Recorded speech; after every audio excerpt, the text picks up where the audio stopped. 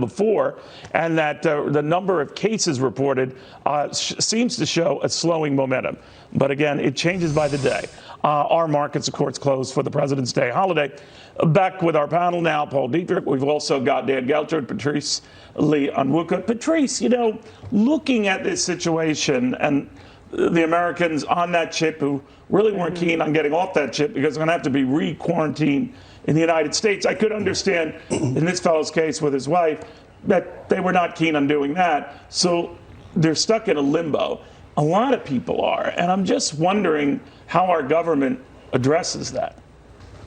Neil, I mean, it's a good question. I think, though, that the priority for the U.S. government should be to ensure that those who could be exposed, are not going to be a health risk to the larger population. Whether that means quarantining them, that's an understandable course of action. The challenge with this coronavirus is that there's still a lot of information that's unknown. For example, how long is the incubation period? Is it a week or is it 3 weeks, which was what I understand it could be as long as? And they're expecting that with the rising temperatures, this virus will really die out because it's really traveled through cold temperatures. But we're in February here in the East Coast. Does that mean that that's going to be true in 2 or 3 months from now? And frankly, I don't trust all of the information coming out from the Chinese government and Chinese news sources because they have an incentive not to drive panic in their financial markets as well as in their larger populace by underreporting. So the American government has to take steps to protect the American citizenry. Yeah, well, you should probably go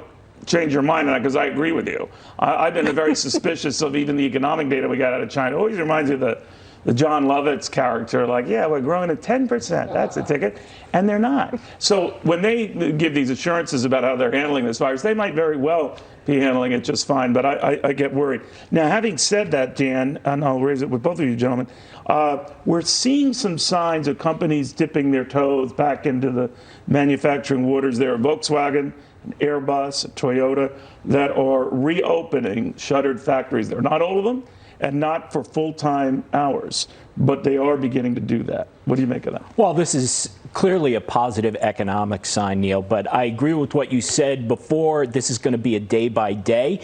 And what this is showing us as well is how important China is in the supply chain, because if this really has a major impact on China and it's going in that direction, what is going to happen to product around the world? Seems like the whole world has their eggs in one basket here in China, and that's going to need to change. And maybe there's going to be a lesson here for the rest of the world. In the markets, right? I mean, their markets are bumpy, I grant you, but ours have held up just fine.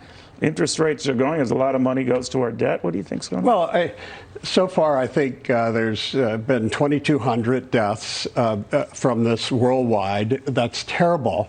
But to put something in context, since September of last year, over 8,000 people in the United States have died of flu.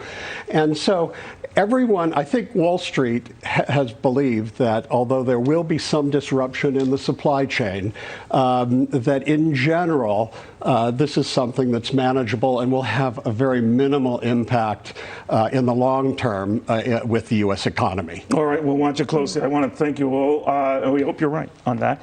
The whole Bloomberg thing, I don't know. But the other